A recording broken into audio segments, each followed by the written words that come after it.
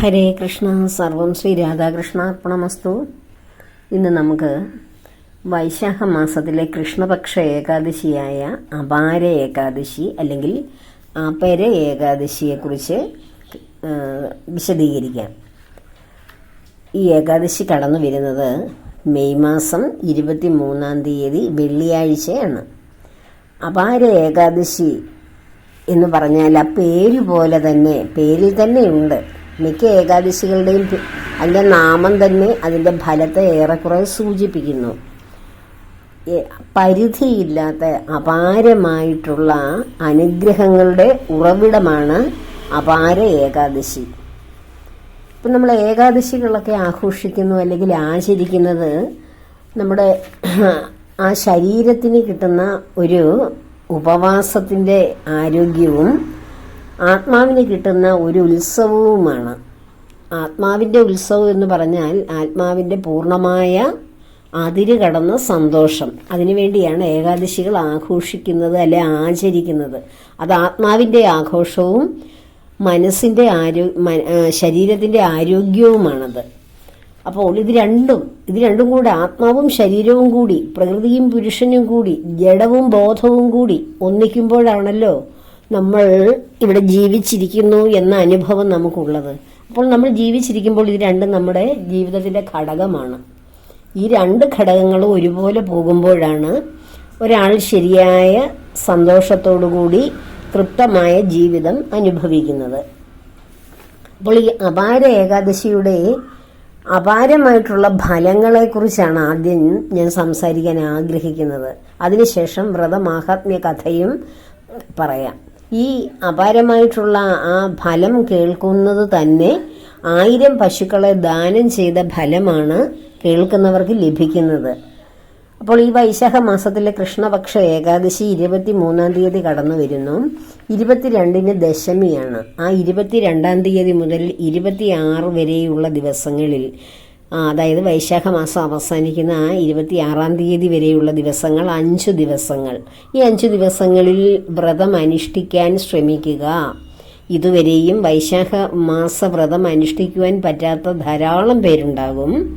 അവർ ഈ 5 ദിവസം, അതായത് ദശമി മുതൽ 26 വരെയും ശുദ്ധമായ ആഹാരം കഴിച്ച് സാത്വികമായ ജീവിതം നയിച്ച് ഭഗവത് ചിന്തകളോടെ നാമജപത്തോടെ ഭഗവത് പുരാണ ഗ്രന്ഥങ്ങൾ പാരായണം ചെയ്യുന്നതിലൂടെ എല്ലാറ്റിനും ഉപരി ഭഗവാനെ കേൾക്കുക. കേൾവി ഒരു വളരെ പ്രധാനപ്പെട്ട കാര്യമാണ്. അതുപോലെ കീർത്തനം, ഭഗവാനെ കുറിച്ചുള്ള ആ ഗ്രന്ഥങ്ങളെല്ലാം, ഭഗവാന്റെ മഹത്വം പറയുന്ന ഗ്രന്ഥങ്ങളെല്ലാം, അതെല്ലാം വായിച്ച് ഭഗവാനെ കീർത്തിപ്പെടുത്തുക. നാമജപം, അതുപോലെ തന്നെ സത്സംഗങ്ങൾ, ഇത്രയും ചെയ്യുക. ഇങ്ങനെ ചെയ്യുന്നത് വഴി ഈ 5 ദിവസം കൊണ്ട് പൂർണ്ണമായിട്ടുള്ള ഒരു ഫലം ലഭിക്കും. ഒരു വൈശാഖ മാസത്തെ പൂർണ്ണ ഫലം ലഭിക്കുവാൻ ഇത് സഹായിക്കും. ഇനി നമുക്ക് ഈ ഏകാദശി നോൽക്കുന്നത് കൊണ്ടുള്ള പ്രാധാന്യം, അതിൻ്റെ ഫലം എന്തൊക്കെയാണെന്ന് നമുക്ക് നോക്കാം. നമ്മൾ ഒരു വനത്തിലേക്ക് നമ്മൾ പ്രവേശിക്കുകയാണ്. ആ വനത്തിൽ എന്തായിരിക്കും നിൽക്കുന്നത്? വനമെന്ന് പറയുന്നത് തന്നെ അനേകം വൃക്ഷങ്ങളല്ലേ നിൽക്കുന്നത്. വൃക്ഷങ്ങളുടെ കൂട്ടായ ഒരു കൂടിച്ചേരൽ, ഒരു വൃക്ഷങ്ങളുടെ ഒരു ജാലമാണ് വനമായി മാറുന്നത്. ഒരു വലിയ വൃക്ഷം നിൽക്കുന്നു. ആ വൃക്ഷത്തിൻ്റെ കായ്കൾ വീണ് അടുത്ത ആ നനവുള്ള മഴയുള്ള സമയത്ത് ആ കായ്കളിൽ നിന്ന് വീഴുന്ന അരികളെല്ലാം വീണിട്ട് പുതിയ പുതിയ വൃക്ഷങ്ങൾ കിളിക്കുന്നു. അങ്ങനെ ഇടതൂർന്ന വൃക്ഷങ്ങളെല്ലാം കൂടെ ചേർന്ന് ഒരു മഹാവനമായി മാറുന്നു. ഇങ്ങനെയൊന്ന് സങ്കല്പിച്ച് നോക്കിയാൽ ഈ വനമാണ് നമ്മുടെ മനുഷ്യജന്മത്തിൻ്റെ പാപങ്ങളെല്ലാം. നമ്മൾ ജന്മാന്തരങ്ങളായി ഭൂമിയിലേക്ക് ഭഗവാൻ നാം ആകുന്ന വിത്തിനെ, ഈ ബോധമാകുന്ന ആ ആത്മചൈതന്യത്തെ ശരീരമാകുന്ന ആ ജഡത്തിലേക്ക് സന്നിവേശിപ്പിച്ച് ഭൂമിയിലേക്ക് കർമ്മങ്ങൾ അനുഷ്ഠിക്കാൻ വിട്ടതു മുതൽ നമ്മൾ ധാരാളം കർമ്മങ്ങൾ ചെയ്യുന്നതിൻ്റെ ഫലമായിട്ടുണ്ടാകുന്ന വിത്തുകൾ വീണ് പാപങ്ങളിങ്ങനെ തഴച്ചു വളർന്നു നിൽക്കുകയാണ്, ഒരു മഹാവനം പോലെ. ഈ വനത്തിൽ നിൽക്കുന്ന ഓരോ വൃക്ഷത്തെയും, അതായത് ഓരോ പാപത്തെയും വെട്ടുവാനുള്ള മഴുവാണ് അപാര ഏകാദശി. നമ്മൾ ആ ഏകാദശി വ്രതമാകുന്ന മഴു കൊണ്ട് ഓരോ പാപങ്ങളും പൂർണ്ണമായി മുറിച്ചു മാറ്റപ്പെടുകയാണ്. അല്ലെങ്കിൽ ഏകാദശി വ്രതത്തിൻ്റെ ആചരണ കൊണ്ടുള്ള ഭഗവാനോടുള്ള സ്മരണ കൊണ്ട്, നാമജപം കൊണ്ട്, ഭഗവാനോട് ഇഴുകിച്ചേരൽ കൊണ്ട് ആ അഗ്നിജ്വാല, ഏകാദശിയാകുന്ന അഗ്നിജ്വാല കൊണ്ട് ആ പാപങ്ങളെ ഓരോന്നോരോന്നായി അങ്ങ് കരിച്ച് കളയുകയാണ്. ആ അഗ്നിക്ക് വിഴുങ്ങുവാൻ വിട്ടുകൊടുക്കുകയാണ്. അപ്പോൾ നാം എന്തൊക്കെ പാപങ്ങൾ ചെയ്തിട്ടുണ്ടാകും എന്ന് ചോദിക്കുമ്പോൾ നമ്മുടെ ഓർമ്മയിൽ എന്തെങ്കിലുമൊക്കെ നമ്മൾ ചെയ്തിട്ടുണ്ടാകും, അതേ ഉള്ളൂ. പക്ഷെ എന്തുമാത്രം ചെയ്തിട്ടുണ്ടാകും എന്നുള്ളത് ഭഗവാനേ അറിയുകയുള്ളൂ. നമ്മുടെ ഓർമ്മയിൽ അതില്ലാത്തത് എന്തുകൊണ്ടാണ്? നാം ജനിക്കുകയും മരിക്കുകയും ചെയ്യുന്നത് കൊണ്ട്. ജനി മൃതി ചക്രത്തിൽപ്പെടുന്ന ആർക്കും പൂർവ്വജന്മത്തെക്കുറിച്ച് സ്മൃതി ഉണ്ടാവില്ല. ഭഗവാൻ ജനി മൃതിക്ക് അതീതനാണ്. അതുകൊണ്ടാണ് ഭഗവാൻ ഒരിക്കലും ഇല്ലാതാകുന്നില്ല, ഒരിക്കലും ഉണ്ടായിട്ടുമില്ല. എല്ലായ്പ്പോഴും ഇവിടെ നിതാന്തമായിട്ടുള്ള ആളാണ് ഭഗവാൻ. ആ ഭഗവാൻ മരിക്കുന്നില്ല, മരിച്ചിട്ട് പുതിയ ജന്മം എടുക്കുന്നില്ല. അതുകൊണ്ട് ഭഗവാൻ എല്ലാവരുടെയും കർമ്മത്തെക്കുറിച്ച് നല്ല ഓർമ്മയുണ്ട്. ഭഗവാന്റെ പുതിയ ജന്മത്തെക്കുറിച്ചും ഭഗവാൻ അറിയാം. ഭഗവാൻ ജനിക്കുന്നും മരിക്കുന്നും ഇല്ല എങ്കിൽ പല അവതാരങ്ങൾ എടുക്കുന്നത് എങ്ങനെയാണ്? അത് ഭഗവാൻ അല്ല. ഭഗവാൻ അതാത് സമയങ്ങളിൽ ഈ അവതാരം എടുക്കുന്നതല്ല ഭഗവാൻ. നമ്മൾ വിഷ്ണു സഹസ്രനാമം പഠിച്ചുകൊണ്ടിരിക്കുകയല്ലേ? അതിൽ മഹാവിഷ്ണു എന്ന് പറയുന്നത് എന്താണ്? പ്രപഞ്ചത്തിന്റെ ആദികാരകനായ ആ ബ്രഹ്മത്തെ സൃഷ്ടിച്ച ആ ബീജമാണ്. ആ ബീജം ഭഗവാനിൽ നിന്നാണ് വന്നത്.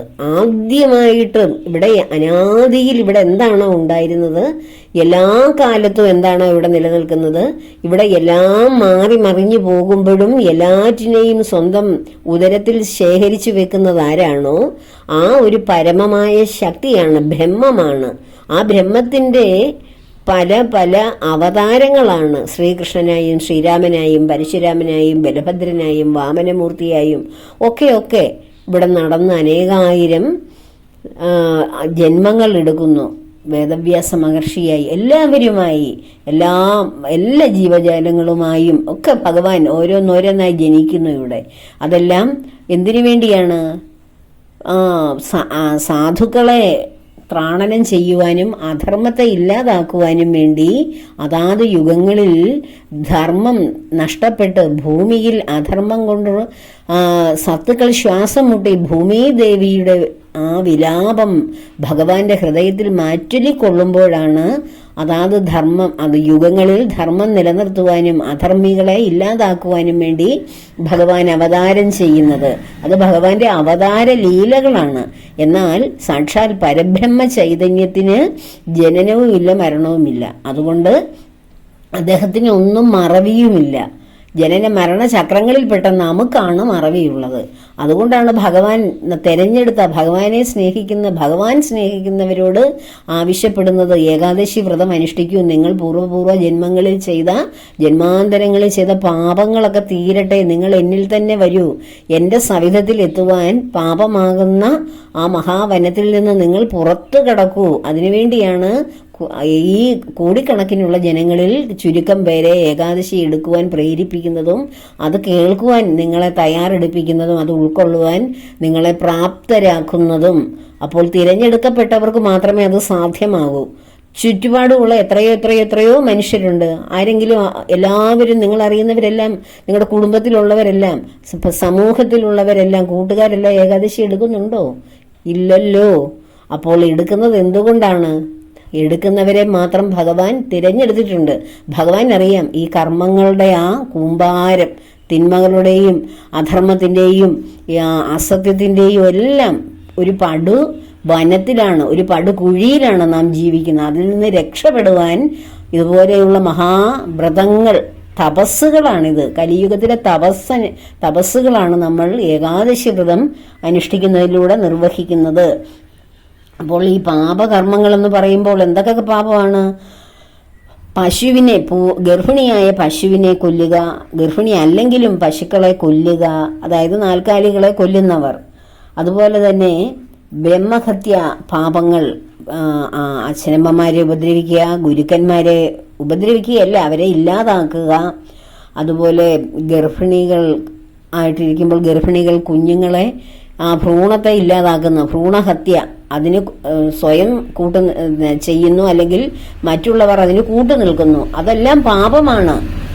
അതുപോലെ തന്നെ പരപുരുഷ ബന്ധം, അത് പരസ്ത്രീ ബന്ധം എന്ന് വെച്ചാൽ അന്യന്റെ ഭാര്യയെ സ്വന്തമാക്കുക, അന്യരുടെ ഭർത്താവിനെ സ്വന്തമാക്കി ജീവിക്കുക, ഇതെല്ലാം മഹാപാപങ്ങളാണ്. അതുപോലെ മറ്റുള്ളവരുടെ സജ്ജനങ്ങളെക്കുറിച്ചൊക്കെ അപവാദം പറയുക, അവനവന്റെ മനസ്സിൽ തോന്നുന്നതൊക്കെ അല്ലെങ്കിൽ കണ്ണിൽ കാണുന്നത് സത്യമാണെന്ന് കരുതി അപവാദം പറഞ്ഞു പിടിപ്പിക്കുക, കള്ളസാക്ഷി പറയുക, കാര്യലാഭത്തിന് വേണ്ടി അല്പദാനത്തിനോ എന്തെങ്കിലും സ്ഥാനമാനത്തിനോ ഒക്കെ വേണ്ടിയാകാം കള്ളസാക്ഷിയൊക്കെ പറഞ്ഞ് ഓരോരുത്തരെ പടുകുഴിയിൽ തെള്ളിയിടുന്നത്. അതൊക്കെ മഹാതെറ്റാണ്.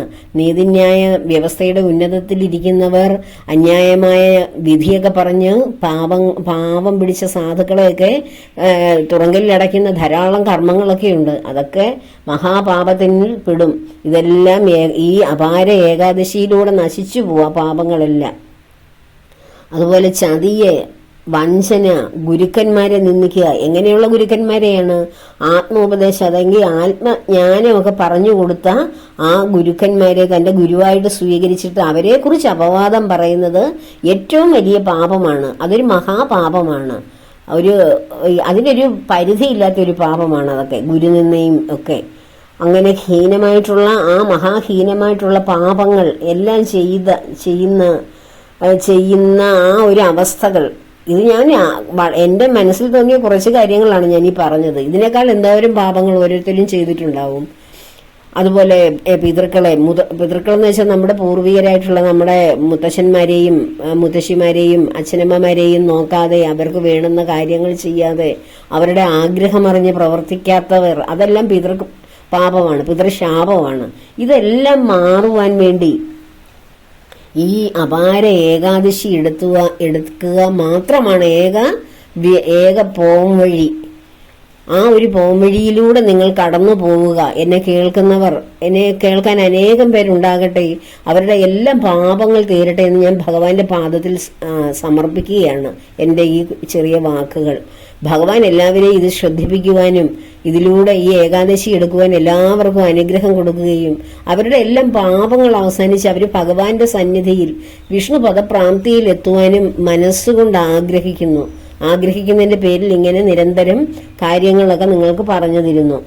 അതുപോലെ തന്നെ നമ്മൾ ഇതിന് വേറെ കുറച്ച് ഫലങ്ങളൂടെ ഉണ്ട്. ഇപ്പം പ്രയാഗ്രാജിലെ, ഞാൻ കുംഭമേളയ്ക്ക് പോയ സ്ഥലമാണ് പ്രയാഗ്രാജ്. ആ പ്രയാഗ്രാജിൽ തണുത്ത നമ്മൾ കുംഭമേള നടന്നത് നല്ല തണുപ്പുള്ള സമയമായിരുന്നു. ആ നദിയിലേക്ക് നമ്മൾ ആ തീർത്ഥ സ്നാനങ്ങളിലേക്ക് ചെല്ലുമ്പോൾ മരവിച്ച പോലെയാണ് ആ വെള്ളം കിടക്കുന്നത്. പക്ഷെ അതിൽ കുളിച്ച് കഴിയുമ്പോൾ നമുക്ക് കിട്ടുന്ന എനർജി, ഒന്ന് മുങ്ങിക്കഴിഞ്ഞാൽ, കുളിക്കുകയല്ല, അതിൽ സ്നാനം ചെയ്തൊന്ന് മുങ്ങിയാൽ മതി, കിട്ടുന്ന അപാരമായ എനർജി, അതിലൊന്ന് കയറാൻ തോന്നില്ല. അപ്പോൾ അതുപോലെയുള്ള പ്രയാഗ്രാജ് പോലെയുള്ള ആ തീർത്ഥങ്ങളിൽ സ്നാനം ചെയ്ത ഫലം ഇതിൽ നിന്ന് കിട്ടും. ഈ പാപങ്ങളൊക്കെ ഒടുങ്ങുന്നത് മാത്രമല്ല, അതുപോലെ തന്നെ കാശിയിൽ ആ മഹാദേവന്റെ സന്നിധിയിൽ പോയി ശിവരാത്രി വ്രതം നോക്കുന്ന ഫലമാണ് ഈ അപാര ഏകാദശിയിലൂടെ ലഭിക്കുന്നത്. അതുപോലെ ഗയയിൽ പിണ്ടസമർപ്പണം ചെയ്യുക, പിതൃക്കൾക്ക് തർപ്പണം ചെയ്യുന്ന ഫലം ലഭിക്കും. അതുപോലെ കേദാർനാഥ്, ചാർധാമുകളുണ്ടല്ലോ, കേദാർനാഥിലെ ദർശന ഫലം വരും. ബദ്രിയാശ്രമത്തിൽ പോയി തീർത്ഥാടനം ചെയ്തതിന്റെ ഫലം കിട്ടും. കുരുക്ഷേത്രത്തിൽ സൂര്യഗ്രഹണ സമയത്ത് കുരുക്ഷേത്രത്തിൽ സ്നാനം ചെയ്ത ഫലം, കുരുക്ഷേത്രത്തിലെ പരശുരാമൻ തന്റെ പാപം തീർക്കുവാൻ വേണ്ടി ക്ഷത്രിയന്മാരെ എല്ലാം നിഗ്രഹിച്ച ശേഷം അവരുടെ രക്തം കൊണ്ട് അവിടെ ഒരു പ്രഭാസ തീർത്ഥം ഉണ്ടാക്കുകയും അതിൽ മുങ്ങിക്കുളിക്കുകയും ചെയ്താൽ എല്ലാ പാപവും തീരുമെന്നാണ് പറയുന്നത്. കുരുക്ഷേത്ര യുദ്ധം തുടങ്ങുന്നതിന് മുമ്പ് സൂര്യഗ്രഹണ വേളയിൽ അതിൽ പോയി സർവ്വ യാദവവംശവും എല്ലാവരും, കുരുവംശം മുഴുവൻ അതിൽ മുങ്ങിക്കുളിച്ചതാണ്. ആ സമയത്താണ് തൻ്റെ അച്ഛനമ്മമാരെ, വൃന്ദാവനവാസികളെ, രാധാദേവിയൊക്കെ ഭഗവാൻ വീണ്ടും കാണുന്നത്. അപ്പോൾ അങ്ങനെയുള്ള ആ സ്നാനഘട്ടങ്ങളിലെല്ലാം ദർശനം നടത്തിയ ഫലം കിട്ടും. അതുപോലെ തന്നെയോ ഫലഭൂഷ്ടമായ ഭൂമി, മറ്റുള്ളവർക്ക്, ഭൂമി ഇല്ലാത്തവർക്ക് ദാനം ചെയ്യുന്നതിന്റെ ഫലം കിട്ടും. നമ്മൾ ആർക്കെങ്കിലും എന്തെങ്കിലും ദാനം ചെയ്യുന്നത് എങ്ങനെയാണ്? നമുക്ക് വേണ്ടാത്തത്, ഉപയോഗമില്ലാത്ത കാര്യങ്ങളൊക്കെയാണ് മറ്റുള്ളവർക്ക് കൊടുക്കുന്നത്. ഇത് എനിക്ക് വേണ്ട, എന്നാൽ ആർക്കെങ്കിലും കൊടുത്തേക്കാം എന്ന് പറഞ്ഞ് അതൊരു ദാനമേ അല്ല. അപ്പോൾ അങ്ങനെ ദാനം ചെയ്ത ഫലഭൂഷ്ടമായ ഭൂമി ദാനം ചെയ്ത ഫലമാണ് ഈ വ്രതം നോക്കുമ്പോൾ കിട്ടുന്നത്. അങ്ങനെ നോക്കുമ്പോൾ ഒരു പാപങ്ങളുടെ ഒരു അനേകമായ കൂമ്പാരം ഇല്ലാതാക്കുകയും സദ്ഫലങ്ങളുടെ അനേകം നന്മകളും പുണ്യങ്ങളും സുഹൃതങ്ങളും നമുക്ക് ലഭിക്കുകയും ചെയ്യും. ഇത്രയും ആണ് ഇതിൻ്റെ ഫലങ്ങൾ. ആ ഫലങ്ങൾ ഇതിലും ധാരാളം ഫലങ്ങളുണ്ട്. പ്രധാനപ്പെട്ട ഫലങ്ങളാണ് ഞാൻ ഈ പറഞ്ഞത്. അതുപോലെ വാമനമൂർത്തിയെയാണ് നമ്മൾ ഈ ഏകാദശി ദിവസം വാമനാവതാരം പാരായണം ചെയ്യുക, അതിൻ്റെ കഥ കേൾക്കുക. വാമനാവതാരം അറിയാമല്ലോ, മഹാബലിക്ക് സ്വർഗം ആഗ്രഹിച്ച അല്ലെങ്കിൽ ദേവേന്ദ്ര പദവി ആഗ്രഹിച്ച ആ മഹാബലിയെ ശ്രേഷ്ഠനാക്കി മാറ്റുകയാണ്. സുതലത്തിലേക്ക് കൊണ്ടുപോയി ഭഗവാൻ അവിടെ കാവൽ നിൽക്കുകയാണ് വാമനമൂർത്തിയുടെ രൂപത്തിൽ. അതുപോലെ ആ വാമനമൂർത്തിയെ വേണം അന്ന് ആരാധിക്കുവാൻ, പ്രാർത്ഥിക്കുവാൻ. അപ്പോൾ ഇതിൻ്റെ ഈ ഏകാദശി കഴിഞ്ഞാൽ അത് കഴിഞ്ഞ് ദ്വാദശിയാണ് 24-ാം തീയതി ശനിയാഴ്ച കടന്നു വരുന്നത്. അത് ദ്വാദശിയും പ്രദോഷവും കൂടി വരുന്ന ഒരു ദിവസമാണ്. ആ ദിവസവും ഉപവാസത്തോടു കൂടി ഇരിക്കുക. അതിനടുത്ത 2 ദിവസങ്ങളൂടെ ആകുമ്പോൾ 5 ദിവസമാകും. ഇതുവരെയും ഈ വൈശാഖ മാസം മാധവമാസ വ്രതം എടുക്കുവാൻ പറ്റാതെ പോയവർ ഈ 5 ദിവസമെങ്കിലും വ്രതം എടുത്താൽ അതൊരു വളരെ അനുഗ്രഹമാകും എന്ന് ആഗ്രഹിക്കുകയാണ്. അതുപോലെ തന്നെ ഇതിൻ്റെ ഇനി വ്രതമാഹാത്മ്യ കഥ. ഈ വ്രതമാഹാത്മ്യ കഥ ഞാൻ ഇപ്പോൾ പറയുന്നുവെങ്കിലും നിങ്ങൾ വീണ്ടും ഇത് ഏകാദശി ദിവസങ്ങളിലൊക്കെ ഇട്ട് കേൾക്കുന്നത് വീണ്ടും പുണ്യത്തെ പ്രദാനം ചെയ്യും. നമ്മുടെ പുരാതന ഭാരതത്തിൽ മഹിദ്വജൻ എന്നൊരു രാജാവ് ജീവിച്ചിരുന്നിട്ടുണ്ടായിരുന്നു. മഹിദ്വജൻ വളരെ മനുഷ്യസ്നേഹിയും നല്ല സദ്വൃത്തികളൊക്കെ ചെയ്യുന്ന, എല്ലാവരെയും സ്നേഹിക്കുകയും പ്രജകളെയൊക്കെ മക്കളെ പോലെ പാലനം ചെയ്യുകയും ചെയ്യുന്ന ഒരു രാജാവായിരുന്നു. അദ്ദേഹത്തിന്റെ സഹോദരനാകട്ടെ ഒരു മഹാപാപിയും ക്രൂരനും എല്ലാവരെയും ഉപദ്രവിക്കുന്നവനുമായിരുന്നു. ഒരു വയറ്റിലുണ്ടായി എന്ന് പറഞ്ഞിട്ടും 2 എതിർ വിഭാഗത്തിൽപ്പെട്ടവരായിരുന്നു. അപ്പോൾ ഈ ഈശ്വര സേവ നടത്തുന്നവരുടെ ശത്രുക്കളെന്ന് പറയുന്നത് ആരാണെന്നറിയാമോ? ഈ ഈശ്വര സേവയെ നിഷേധിക്കുകയും ദൈവനിഷേധം നടത്തുകയും തിന്മ ചെയ്യുകയും ചെയ്യുന്നവരാണ് അവരുടെ വിരോധികൾ, ശത്രുക്കൾ.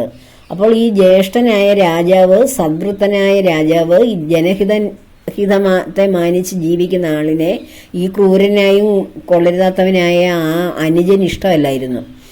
ഈ അനുജന്റെ പ്രവൃത്തി കാരണം ഈ ജ്യേഷ്ഠന്റെ നന്മ പോലും നശിച്ചു പോകുന്നു. ജനങ്ങളെ എല്ലാം ദ്രോഹിക്കുകയും ഉപദ്രവിക്കുകയും ഒക്കെ ചെയ്യുകയാണ്. അവസാനം ഈ ജനങ്ങളെല്ലാം കൂടെ എന്ത് ചെയ്തു?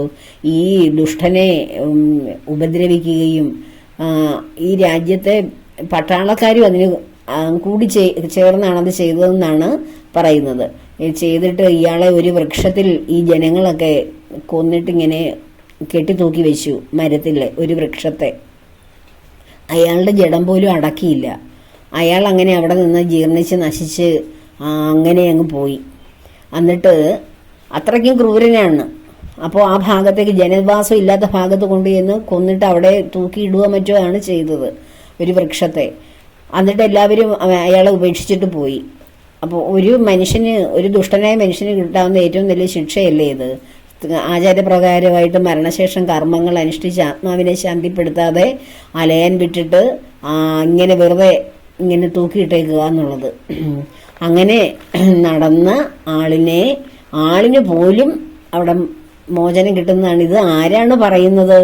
അത് ഞാൻ പറയാൻ വിട്ടുപോയി. ശ്രീകൃഷ്ണ പരമാത്മാവിനോട് യുധിഷ്ഠിര മഹാരാജാവ് ചോദിക്കുകയാണ്, അല്ലയോ ഭഗവാനെ കൃഷ്ണ, ഈ വൈശാഖ മാസത്തിലെ കൃഷ്ണപക്ഷ ഏകാദശിയുടെ നാമം എന്താണ്? അത് അനുഷ്ഠിച്ചാൽ കിട്ടുന്ന ഗുണം എന്താണ്? അത് എന്നൊക്കെ ചോദിക്കുമ്പോൾ ഭഗവാനാണ് ഇതിന് അപാര ഏകാദശി എന്നാണ് നാമം. എന്തുകൊണ്ട് ഇത് അപാര ഏകാദശി ആയി എന്ന് പറയാനുള്ള ആ പുരാതന കാലത്ത് നടന്ന കഥ ഭഗവാനാണ് ലോക നന്മയ്ക്ക് വേണ്ടി യുധിഷ്ഠിരന് ഉപദേശിച്ചു കൊടുക്കുന്നത്. അതാണ് നമ്മൾ ഓരോരുത്തരും വീണ്ടും വീണ്ടും കേട്ട് ആ വ്രതം ആചരിക്കുവാനുള്ള ആ പൂർണ്ണമായ തയ്യാറെടുപ്പ് നമ്മുടെ ഹൃദയത്തിൽ ഉണ്ടാകുന്നത്. അപ്പോൾ അങ്ങനെ ഇങ്ങനെ മരിച്ചുപോയ ആ ദുഷ്ടനായ മനുഷ്യനെ തല്ലിക്കൊന്നതിന് ശേഷം അയാളെ ആ മരണത്തിന് ഇരയായ മനുഷ്യൻ ഒരു പ്രേതമായിട്ട് അവിടൊക്കെ അങ്ങ് അലയുകയാണ് ആ മരത്തിൻ്റെയൊക്കെ ചുവട്ടിലെ. അങ്ങനെ കാലങ്ങൾ കഴിഞ്ഞ് ഒരുപാട് കാലഘട്ടങ്ങളൊക്കെ കഴിഞ്ഞതിന് ശേഷം ഒരു മഹർഷി ഇങ്ങനെ ആ വഴി ഇങ്ങനെ കടന്നു വരികയാണ്. ദൗമ്യൻ എന്ന മഹർഷിയാണ് അദ്ദേഹം. വളരെ ഈശ്വരപ്രാപ്തി നേടിയ ആളാണ്, ത്രികാലജ്ഞാനിയാണ്. ആ മഹർഷി ഇങ്ങനെ കടന്നു വരുമ്പോൾ അദ്ദേഹത്തിന് അവിടെ ഒരു പ്രേതബാധ എങ്ങനെ അനുഭവപ്പെടുന്നു. ഈ പ്രേതങ്ങളെന്ന് വെച്ചാൽ നമ്മൾ ഭയപ്പെടേണ്ട ഒന്നും അല്ല. കാരണം ആ നമ്മുടെ ഈ കർമ്മങ്ങൾ പൂർത്തിയാക്കാതെ മരിച്ചതിന് ശേഷം ആ ആത്മാവ് അലഞ്ഞു നടക്കുന്നതാണ് പ്രേതങ്ങളെന്ന് പറയുന്നത്. അപ്പോൾ ഇങ്ങനൊരു പ്രേതത്തിന് ഒരു അനുഭവം അദ്ദേഹത്തിന് ഉണ്ടാവുകയാണ്, ഒരു നെഗറ്റിവിറ്റി എന്ന് നമ്മൾ പറയും. അപ്പോൾ അദ്ദേഹം അവിടെ തൻ്റെ ദിവ്യ ദൃഷ്ടി കൊണ്ട് മനസ്സിലാക്കുകയാണ് ഇവിടെ ഇങ്ങനെ ഒരു ദുരാത്മാവ് ഇങ്ങനെ മരിച്ചെന്നും അതിൻ്റെ ആത്മാവിന് ഇങ്ങനെ ശാപം മോക്ഷം കിട്ടാതെ ഇവിടെ കിടന്ന് അലയുകയാണെന്നും. അപ്പോൾ അദ്ദേഹം ആ പ്രേതത്തിനോട് ആത്മാവിനോട് സംസാരിക്കുക എന്ന് വെച്ചാൽ വിളിച്ചിരുത്തി അടുത്തിരുത്തി സംസാരിക്കുകയല്ല, മാനസികമായിട്ടുള്ള ഒരു സംവാദമാണ് മനസ്സുകൊണ്ടുള്ളത്. അപ്പോൾ അദ്ദേഹത്തിന്റെ മനസ്സിൽ തെളിഞ്ഞു വന്ന് എന്താണ് തെളിഞ്ഞു വന്നത്? എനിക്ക് പാപമോചനം തരണം മഹർഷി, ഞാൻ ചെയ്ത അപരാധങ്ങളെല്ലാം എനിക്കിപ്പോൾ ബോധ്യമാണ്. എനിക്ക് ഈ പാപമായിട്ട് ഈ അലഞ്ഞു തിരിയുന്ന ഈ പ്രേതാത്മാവായിട്ടുള്ള ജീവിതം എനിക്ക് വേണ്ട. ഞാൻ ഭൂമിയിൽ ചെയ്ത എല്ലാ പാപങ്ങൾക്കും ഈശ്വരനിന്ദയ്ക്കും സാധുക്കളെ ഉപദ്രവിച്ചതിനും എല്ലാറ്റിനും എനിക്ക് മോചനം തരണേന്ന് പ്രാർത്ഥിച്ച് ആ മഹർഷിയോട്. അതേസമയം എന്തോ ഒരു മനുഷ്യർ അതിൽ പോയിട്ടുണ്ടാവും. ആർക്കെങ്കിലും അവിടെ ഒരു പ്രേതാത്മാവ് ഉണ്ടെന്നും അയാൾക്കൊരു മോചനം വേണമെന്നും ആരെങ്കിലും ആഗ്രഹിച്ചോ, അല്ലെങ്കിൽ ആരോടെങ്കിലും ആ ആത്മാവ് സംസാരിച്ചോ സംവദിച്ചോ? ഇല്ല. അപ്പോൾ അതിന് തക്ക ആൾ ആ ദൗമ്യ മഹർഷിയോടാണ്. മഹർഷിക്ക് അതിന് കഴിയുകയുള്ളൂ. അപ്പോൾ മഹർഷി ഈ വൈശാഖ മാസത്തിലെ കൃഷ്ണപക്ഷ ഏകാദശിയായ അപാര ഏകാദശി ആ ആത്മാവിന് വേണ്ടി എടുത്തു, ദുരാത്മാവിന് വേണ്ടി. അല്ലാതെ ആത്മാവിനോട് എടുക്കാൻ പറഞ്ഞാൽ അത് നടക്കില്ലല്ലോ, ശരീരമില്ലല്ലോ. ശരീരമുള്ളപ്പോൾ മാത്രമേ ഈ കർമ്മങ്ങൾ അനുഷ്ഠിക്കാൻ കഴിയൂ. അതുകൊണ്ടാണ് എപ്പോഴും ഞാൻ പറയാറുള്ളത്, നമുക്ക് ജീവൻ നിലനിൽക്കുന്ന കാലം, ഭഗവാൻ നമ്മളിൽ ഇരിക്കുന്ന കാലത്തോളവും നമുക്ക് സത്കർമ്മങ്ങൾ ചെയ്ത് ഭഗവാനെ പ്രീതിപ്പെടുത്തി ഭഗവത് പാതാരവിന്ദങ്ങളിൽ എത്താൻ നമുക്ക് സാധ്യമാവൂ. അതുകൊണ്ട് എന്ത് ചെയ്യണം? ജീവനുള്ള കാലത്തോളം, ബോധമുള്ള കാലത്തോളം നാം ഭഗവത് നാമങ്ങൾ ജപിച്ച് ഈ പാപങ്ങളുടെ കൊടുമ്പനത്തിൽ നിന്ന് രക്ഷ പ്രാപിക്കണം. അപ്പോൾ ദൗമ്യ മഹർഷി അപാര ഏകാദശി ഈ പ്രേതാത്മാവിന് വേണ്ടി എടുക്കുകയും പ്രേതാത്മാവ് വിഷ്ണു പദപ്രാപ്തി നേടുകയും ചെയ്തു. വൈകുണ്ഠത്തിൽ നിന്ന് രഥത്തിൽ വിഷ്ണു പാർഷദന്മാർ വന്ന് ഈ ആത്മാവിനെ ശുദ്ധീകരിച്ച ഈ മഹർഷി എടുത്ത വ്രതം കാരണം, മഹർഷി ആ ആത്മാവിന് വേണ്ടി എടുത്തതാണ് ആ വ്രതം. അതിൽ ശുദ്ധമായ ശേഷം ആത്മാവിന് മോചനം കിട്ടി. അപ്പോൾ ഏത് കൊടിയ പാപം ചെയ്തവനും ഏത് രീതിയിൽ മരണപ്പെട്ടവനും എല്ലാറ്റിനും മോചനം ലഭിക്കുന്ന ഒരു ഏകാദശിയാണെന്ന് ഇതിലൂടെ ഭഗവാൻ അരക്കിട്ടുറപ്പിക്കുകയാണ് ലോകത്തിനെ മുഴുവൻ. അപ്പോൾ ഇത് ഏകാദശി വ്രത മാഹാത്മ്യ കഥയാണ്. ഇത് വെറും കഥയല്ല, നടന്നതാണ്, ഭാരതത്തിൽ നടന്ന കാര്യമാണ്. അത് നമ്മൾ ആ കാലഘട്ടത്തിൽ ജീവിച്ചിരുന്നില്ല, ഭഗവാൻ എല്ലാ കാലഘട്ടത്തിലും ജീവിച്ചിരിക്കുന്നത് കൊണ്ട് ഭഗവാനാണ് ഈ ഓരോ ഏകാദശിയുടെയും മാഹാത്മ്യം യുധിഷ്ഠിരനോട് പറഞ്ഞു കൊടുക്കുകയും അത് ലോകത്തിനു വേണ്ടി അത് എഴുതപ്പെടുകയും ചെയ്യുന്നു. അങ്ങനെ അതാണ് ഏകാദശി വ്രത മാഹാത്മ്യ കഥ. ഏകാദശിയുടെ ഫലശ്രുതി മൊത്തം പറഞ്ഞിട്ടില്ല. മൊത്തം പറയുവാനുള്ള നാവ്, ശക്തി, അറിവ്, ബോധമൊന്നും എനിക്കില്ല. എൻ്റെ മനസ്സിൽ തോന്നിയ കാര്യങ്ങളാണ്, ഭഗവാൻ തോന്നിച്ചതാണ് ഞാൻ പറഞ്ഞത്. അതുപോലെ തന്നെ ഈ ഏകാദശി വ്രതം അനുഷ്ഠിക്കുന്ന ദിവസങ്ങളിൽ നമ്മൾ ആവശ്യമില്ലാത്ത സംസാരങ്ങളിലും ബന്ധങ്ങളിലും ഒക്കെ ചെന്ന് പെടരുത്. ഒരുപാട് പേരുമായിട്ടുള്ള സംസർഗത്തിൽ പെടാതിരിക്കാൻ ശ്രദ്ധിക്കണം. അപ്പോഴെന്ത് സംഭവിക്കും? നമ്മൾ അനേകം കാര്യങ്ങൾ നമ്മുടെ മനസ്സിലേക്ക് വരികയില്ല. അങ്ങനെ വരാതിരിക്കുമ്പോൾ മനസ്സ് ഏറെക്കുറെ ഭഗവാനിൽ തന്നെ ലയിക്കുവാൻ സാധിക്കും. അതുപോലെ ഭൗതിക വസ്തുക്കളിൽ ഉള്ള ആഗ്രഹം, അതല്ലെങ്കിൽ ഭൗതിക വസ്തുക്കളുമായിട്ടുള്ള ബന്ധങ്ങൾ, നമ്മൾ എന്തൊക്കെയാണോ നിത്യേന ചെയ്തുകൊണ്ടിരുന്ന ആഹാരമാകാം, സുഖമായിട്ടുള്ള ജീവിതമാകാം, അങ്ങനെ ഒത്തിരി കാര്യങ്ങളുണ്ട്. അതെല്ലാം ഏകാദശിയുമായിട്ട് ബന്ധപ്പെട്ട കാര്യങ്ങളൊക്കെ മുൻ വീഡിയോകളിലൊക്കെ പറഞ്ഞിട്ടുണ്ട്. അതൊക്കെ ഒഴിവാക്കുക ഈ ദിവസങ്ങളിൽ. അതുപോലെ തന്നെ കൂടുതൽ ഉറക്കം, പകലുറക്കം, രാത്രിയിൽ കൂടുതൽ കിടന്നുറങ്ങുക, ഇതൊന്നും പാടില്ല. ബ്രഹ്മയാമത്തിൽ തന്നെ കൃത്യമായി ഉണർന്ന് ഭഗവത് സേവ നടത്തണം. അപ്പോൾ ഈ ഏകാദശിയുടെ പാരണ സമയവും ഹരിവാസര സമയവും ഒന്നും പറഞ്ഞില്ല. പാരണ സമയമാണ് 24-ാം തീയതി ശനിയാഴ്ച 6:02-നും 8:33-നും ഇടയ്ക്കാണ് പാരണ വീടേണ്ടത്. അതുപോലെ ഹരിവാസര സമയം വെള്ളിയാഴ്ച വൈകുന്നേരം 5 മണി മുതൽ ശനിയാഴ്ച വെളുപ്പിന് 3:40 വരെയാണ്. ഈ സമയത്ത് അഖണ്ഡമായ നാമജപങ്ങൾ അല്ലെങ്കിൽ നിശബ്ദമായ പ്രാർത്ഥനകളൊക്കെ നല്ലതാണ്. നമ്മൾ മൗനവ്രതത്തിലൊക്കെ ഇരുന്ന് ഭഗവാനെ ഭജിക്കുമ്പോൾ മൗനം പുറമേ നമ്മൾ ആരോടും മിണ്ടാതിരിക്കുക എന്നുള്ളതല്ല മൗനം.